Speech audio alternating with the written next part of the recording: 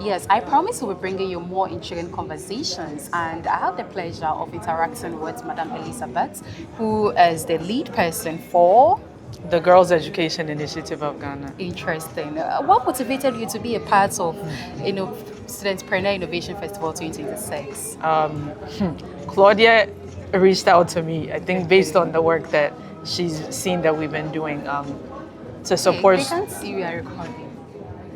to, You've sup- interrupted us. to support students to get access to professional opportunities, mentorship, and academic support over the last 12 years. And so I'm supposed to be a panelist and a judge. Okay, so what do you do at Girls Education Empowerment Initiative? So we offer our students, well, low-income students, girls, access to education with scholarships, mentorship, and professional advancement opportunities. I think that kind of speaks for itself. Interesting. Is it Yeah. for basically all girls? It's for girls Or there is in a general, and category then of there's individuals just girls, beginning with those who are basic education transitioning to SHS, and then even though there's the free SHS, I am sure we all know that there's still hardships for girls to be able to transition from SHS to university. So it's for the scholarship component is just to enable them to transition from the pipeline for basic education to higher education. But we also prioritize girls with special needs or disabilities. Okay. Why does it touch your heart and you give priority to those with special needs? Why does it touch my heart? So when GIG was founded, I just wanted to model it after the fact that I'm a girl, and because of education, I've been able to advance in my life.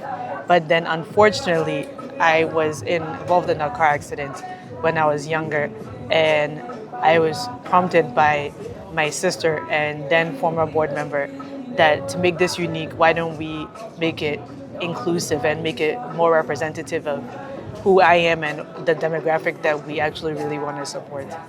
Yeah. That's a touching one. Thank you. Using your own story. Using my to story, and then I'm empower sure you others. know that people with disabilities are limited and they don't really have access. So I always say that if you're a girl, you're like second class in this part of the world. And then unfortunately, if you're a girl who happens to also have a special need or a disability, then yeah, it's even worse. So if you identify as one of those people, then we are here to support you. That's Yeah. interesting. And let's talk about, you mentioned disability, and it got me interested. In this part of the country, it is still unfortunate that some people do not recognize and appreciate the different qualities that people with disabilities have. Okay. And more times you get stereotypes and they're like, how are you able to maneuver your way through the stereotypes and the neglects? Okay, so for me personally, I wasn't born with a disability. I just mentioned I acquired my disability from a car accident. So I live in this space of, I speak a lot with my hands, as you see.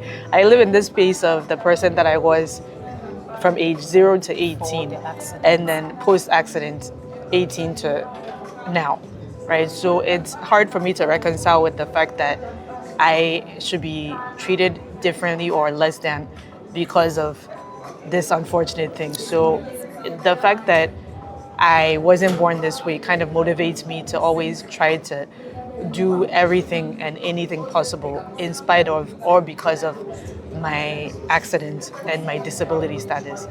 Yeah. Amazing. What keeps you moving? What keeps you grounded to do this work?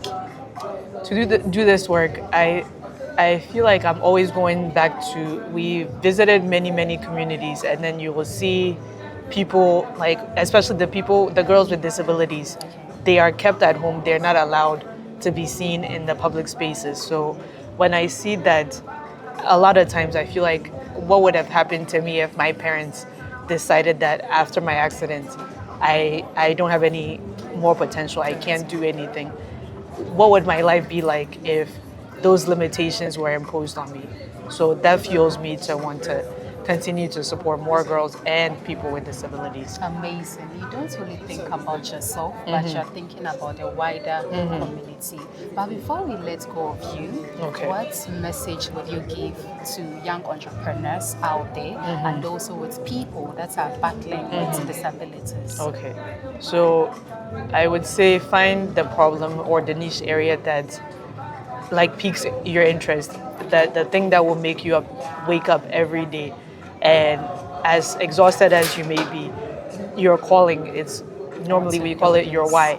Find that thing, harness it, and then if you come to programs like this, upskill yourself, leverage the network that's being offered here, and utilize these spaces to really become the person that you know that you're supposed to be. Yeah.